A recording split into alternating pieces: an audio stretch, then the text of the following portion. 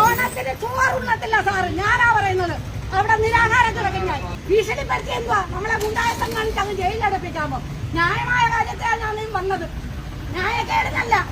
ഈ ഓട്ടോറിക്ഷ ഇവരോടല്ല ചോദ്യം. അതിന്റെ അവസ്ഥ അവര് ദിവസം വിളിച്ചാൽ പോലും അവർ വരത്തില്ല. അത്രമാത്രം ദുഃഖം ഉണ്ടായിട്ടാണ് പറയുന്നത്. ജനങ്ങളുടെ ഓട്ടോ മേടിച്ച് ജയിച്ചിട്ട് ഉദ്ഘാടനം മാത്രം 10 മണി മുതൽ ഞാനിവിടെ വെയിറ്റ് ചെയ്ത് നിൽക്കുക. നമ്മൾ ഈ കസേരയിൽ അങ്ങനെ വന്നെന്ന് ചിന്തിക്കണം. അതാണ് നമ്മൾ ചിന്തിക്കേണ്ടത്. നമസ്കാരം. ജനങ്ങൾ ആകെ പൊറുതിമുട്ടിയിരിക്കുകയാണ്. എല്ലാ മേഖലകളിലും മന്ത്രിമാർക്ക് അവരുടെ അഴിഞ്ഞാട്ടമാണ്. പിണറായി വിജയൻ 40 വണ്ടി പോലീസിൻ്റെ സഹായത്തോടെ അതിനുള്ളിൽ നിന്നുകൊണ്ടാണ് ഫയർ സർവീസ് ആംബുലൻസുമായി ശരവേഗത്തിൽ കുതിച്ചുപോയി പാഞ്ഞു പോകുന്നത്. ആ സന്ദർഭങ്ങളിലൊക്കെ ടൗണുകളിലെല്ലാം തന്നെ ജനങ്ങളെ പിടിച്ചു വെച്ചിട്ടാണ്, ബന്ദികളാക്കിയിട്ടാണ് ഓടാറുള്ളത്. ഇപ്പം മന്ത്രിമാരും തുടങ്ങിയിരിക്കുകയാണ്. കൊട്ടാരക്കരയിൽ എല്ലാ റോഡുകളും പൊട്ടിപ്പൊളിഞ്ഞ് കിടക്കുകയാണ്. ഇതിനിടയിലാണ് മന്ത്രി വന്നിരിക്കുന്നത്. ഈ സമയത്ത് യാത്ര ചെയ്യാൻ പറ്റാത്ത അവസ്ഥ വന്നപ്പോൾ ഒരു യുവതി ഗതികെട്ട് പൊട്ടിത്തെറിക്കുകയാണ്. പോലീസ് സ്റ്റേഷന് മുന്നിൽ പൊട്ടിത്തെറിക്കുന്ന വീഡിയോ വൈറലായിരിക്കുകയാണ്.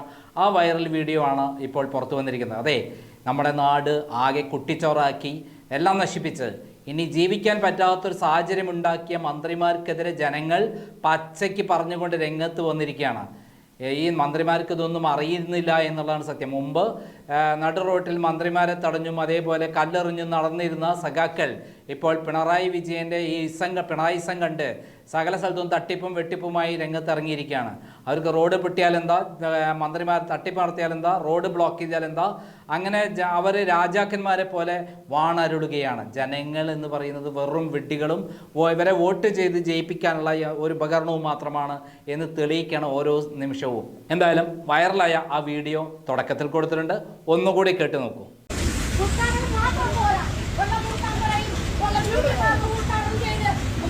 ഫോട്ടോ വന്നാ പോരാ, ജനങ്ങളുടെ വിഷയങ്ങളിൽ കൈകാര്യം ചെയ്യണം. അതാണൊരു മന്ത്രി. ജനങ്ങൾ വോട്ട് മേടിച്ച് അധികാര കസേരയിൽ ഇരിക്കുമ്പോൾ ഓർക്കണം ഞാനിവിടെ എങ്ങനെ വന്നു. അതാണ് മന്ത്രി. അത് ആരുടെ ഏത് പാർട്ടിയിലുള്ളവരെയായാലും ഞങ്ങൾ അംഗീകരിക്കും. അതാണ് മന്ത്രി. വീട്ടിന്റെ അവസ്ഥ നിങ്ങൾ കണ്ടോ? ആ റോഡിന്റെ അവസ്ഥ കണ്ടോ? ഒരു ഓട്ടോ വിളിച്ചാൽ വരത്തില്ല, അതിനോടുള്ള ഓട്ടോറിക്ഷ പോകത്തില്ല. എന്താ വണ്ടികൾ മൊത്തം പണി. എത്ര പേര് മറിഞ്ഞു വീണു, എത്ര പേരെ കാലൊടിച്ചു. ക്ഷമയ്ക്കൊരു പരിധിയുണ്ട് സാറേ, ക്ഷമയ്ക്കൊരു പരിധിയുണ്ട്. നിർത്താൻ സാറ് പറഞ്ഞു. സാർ ആ റോഡിന്റെ അവസ്ഥ ഒന്ന് വന്ന് കാണും സാറേ. സാറൊന്ന് വന്ന് കണ്ടിട്ട് പറ. പിടിച്ച് ജയിലിലിട്ടാലും വലിയ പ്രശ്നമില്ല. പൊതുജനങ്ങൾക്ക് വേണ്ടിയാ, എനിക്ക് വേണ്ടി മാത്രമല്ല. ദിവസവും അതിലൂടെ കണ്ട് കഷ്ടപ്പെടുക. ഞങ്ങൾ 10 മണി മുതൽ സാറിനെ വെയിറ്റ് ചെയ്ത് ഇവിടെ നിൽക്കുക. ഉദ്ഘാടനം ആർക്കും പറ്റും, ഉദ്ഘാടനം ചെയ്യാൻ ആർക്കും പറ്റും. ഞാൻ 5 വർഷം ചെയ്തതാ. ജനങ്ങൾക്ക് വേണ്ടി തന്നെ വിൽക്കുന്നത്, ജനങ്ങൾക്ക് വേണ്ടി തന്നെ. അവിടെയാണ്, അതാണ് അറിയാമോ? ന്യായമായ കാര്യമാണ്. എനിക്ക് വേറെ ഒന്നുമല്ല പ്രശ്നം. ആ മുസ്ലിം സ്ട്രീറ്റ് പാലത്തിന്റെ അവിടെ വെള്ളക്കെട്ട്, ആ റോഡിന്റെ അവസ്ഥ നിങ്ങൾ എല്ലാവരും അതുവഴി വരുന്നവരാണ്. ഞങ്ങൾക്ക് കൊടിവെച്ച കാറൊന്നുമില്ല പോവാന്. ഞങ്ങൾക്ക് ഓട്ടോറിക്ഷ 2 വീലറേ ഉള്ളൂ.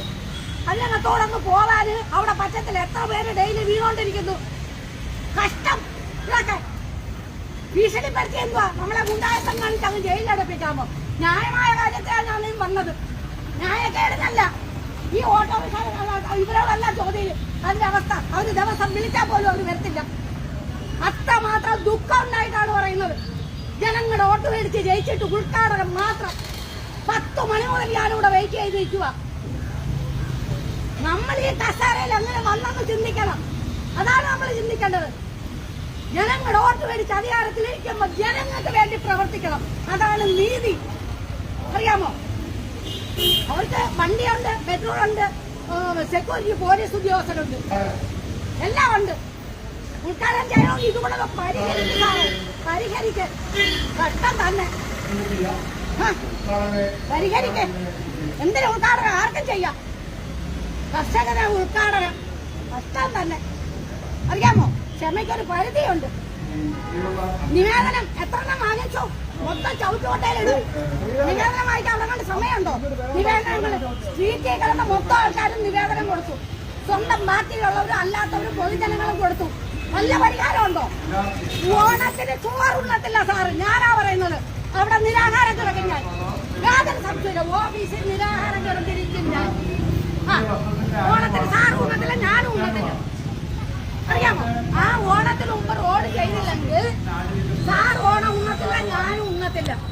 നിരാഹാരം വന്ന് കിടക്കുന്നയാലും ഈ എന്തൊക്കെ ആയാലും അറിയാമോ, എന്ത് പ്രശ്നവും വരട്ടെ, ജയിലടയ്ക്കുന്നത് ജയിലടയ്ക്കും, അറിയാമല്ല.